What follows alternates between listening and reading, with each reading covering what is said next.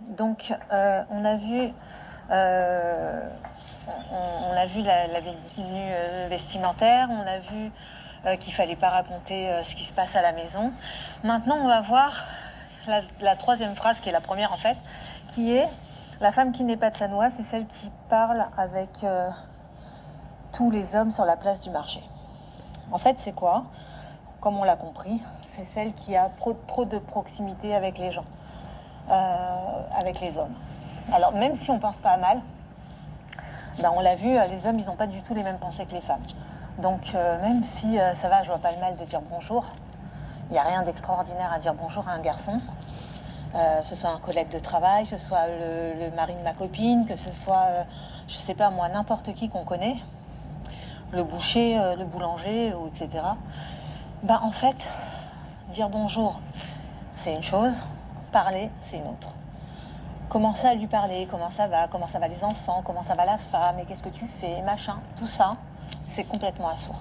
Même s'il n'y a aucun mal, même si c'est au contraire gentil parce qu'on prend des nouvelles, même si voilà, même si on est dans une bonne intention, la Torah nous dit de mettre des barrières à ce moment-là, à ce niveau-là. Si on commence à mettre des barrières à ce niveau-là, et qu'on voit le mal, même s'il n'y en a pas, en fait, il n'y a pas de mal. Il n'y a pas de mal à dire bonjour, comment ça va ta femme, embrasse-la de ma part. Ouais, il n'y a rien d'extraordinaire. Mais là-bas, la Torah, elle est visionnaire. La Torah, elle voit plus loin. Elle sait exactement ce qui va se passer dans la tête de l'homme, pas de la femme. Dans la tête de l'homme, elle sait exactement ce qui va se passer. Et donc, elle te demande de ne pas parler avec les garçons. Jamais, jamais, jamais. Bonjour, bonjour. C'est tout. C'est tout, voilà. Aucune discussion, même avec un collègue de travail. Si c'est du travail, ok, tu parles travail, et ça s'arrête là. Ça s'arrête là. Jamais aller rigoler avec un garçon, jamais, jamais, jamais. Parce qu'on sait que les garçons, ils ont des vues que les femmes n'ont pas. Ça n'a rien à voir. On n'a pas du tout la même mentalité, la même façon de parler, on vient de deux mondes complètement différents, on l'a déjà vu. Et c'est vrai, un homme, il est terrestre, donc il est bestial, c'est de la matière. Une femme, elle est complètement spirituelle, elle est au-delà de la matière, donc elle ne voit pas tout ce que lui, il va regarder. Et donc, c'est ça que la Torah, elle nous demande, de mettre des barrières à ce niveau-là. Et si on avait mis cette barrière à ce niveau-là, ben, malheureusement, il n'y aurait pas eu toutes les horreurs qu'on voit dans notre époque, des tromperies, etc. Parce que ça arrive petit à petit. C'est pas du jour au lendemain que vous allez tomber dans les bras d'un homme qui n'est pas votre mari. C'est même pas pensable. Ça arrive au bout de 6 mois, 1 an, quand ça commence à lui raconter que ça va pas avec son mari, parce qu'il m'énerve, parce que ceci, parce que cela, il me regarde plus, ou je ne sais pas. Les femmes, on a toujours tendance à vouloir raconter pour être soutenu. Alors qu'un homme, quand il va t'écouter, il va pas te soutenir, il va regarder la faille et il va rentrer dans la faille. Et il va dire, tiens, voilà, là j'ai une opportunité. Et comme c'est pas du tout le même regard que la femme elle a et que l'homme a, alors la Torah, comme elle sait, elle est visionnaire, alors elle te dit, ne lui parle pas. Du tout, ne commence pas. Ne commence même pas. Et on voit les dégâts que ça a fait Facebook, parce que même à distance, même sur un écran, de parler avec un ami d'enfance, oh là, comment ça va, qu'est-ce que tu deviens, t'es foutu. Rien qu'à distance, t'es foutu. Combien il y a eu de divorces à cause des amis d'enfance qu'on a retrouvés sur Facebook ou sur Instagram ou sur n'importe quoi. C'est une catastrophe. Et voilà, la Torah, elle est, encore une fois, elle est visionnaire. C'est Dieu qui nous a créés. Donc Dieu, il nous connaît par cœur. Donc s'il nous met des limites et des barrières, il sait très bien pourquoi. Il sait très bien que c'est pour que tu sois heureuse dans ton couple, que même dans les moments où ça va pas, eh ben c'est pas en racontant ta vie ailleurs que ça ira mieux chez toi. C'est quand au contraire, quand tu iras parler avec ton mari, quand tu auras des explications avec lui, c'est là où ça ira.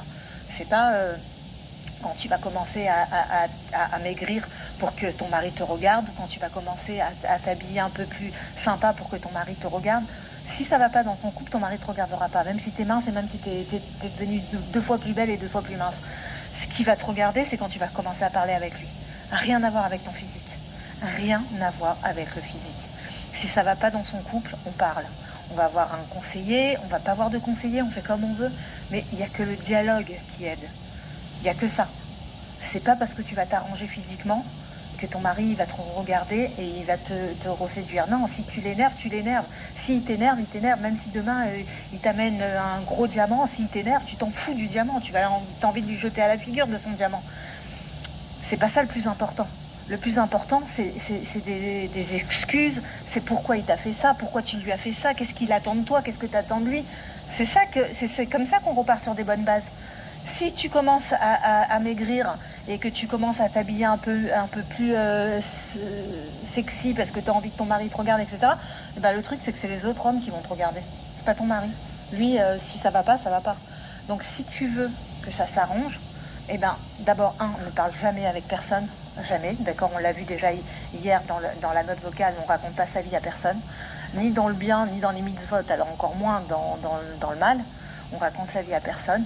À part à sa mashpia. Voilà, on se prend une mashpia, une confidente, et c'est toujours la même. Et c'est celle qui va te donner des vrais conseils, qui va pas prendre parti ni pour toi ni pour lui, jamais, qui va te donner des vrais conseils. Et il y a qu'elle avec qui tu peux parler, uniquement. Il y a qu'elle qui va te donner des conseils, à personne d'autre, ni à ta sœur, ni à ta mère, ni à ta meilleure amie. Non, à ta mashpia. Si c'est ta sœur ou ta meilleure amie, ta mashpia, très bien. Mais une seule personne. Tu prends une mashpia, tu lui racontes, elle te conseille. Si elle n'arrive pas à te conseiller, il y a des conseillers conjugaux ou autres. Mais en tous les cas, la Torah, elle te dit, ne raconte pas ta vie et ne parle pas aux hommes. Et si tu fais ça, tu verras que ça s'arrangera. Parce que en vrai, c'est ton mari, c'est ton meilleur ami. C'est lui. Donc quand ça va pas avec ta meilleure amie, eh ben, tu t'expliques. Tu t'expliques, voilà, il y a ça va pas. Il n'attend pas que ce soit une catastrophe avant que ça n'aille pas. La Torah, elle te dit, il faut parler. Le dialogue, il n'y a pas plus que le dialogue. N'attends pas la catastrophe. Attends pas que ça fait 4 mois que je lui parle plus, il m'énerve, il comprend pas. Bah oui, bah, si ça continue, il risque pas de comprendre. Ou tu risques pas de comprendre. Si faut crever l'abcès. Si tu n'arrives pas à crever l'abcès tout de suite, ça va que empirer. Et c'est comme ça qu'on tombe dans les bras des autres. Donc, la Torah, elle te dit, ne parle pas avec les hommes, jamais. Ne commence pas, parce que lui, de toutes les façons, il n'a pas les mêmes idées que toi. Donc, on commence même pas à parler avec un homme. Et on raconte pas sa vie. Et on se découvre que pour son mari. Voilà, ça c'est en synthèse ce que la Torah nous dit. Après, bien entendu, les lois, elles sont grandes, elles sont larges, il y a plein de choses à savoir. Et la Torah est très très belle. Alors si tu veux, j'essaierai de faire d'autres posts pour expliquer après un peu plus les choses. Mais je pense que là, on a déjà compris le principal. Je vous embrasse.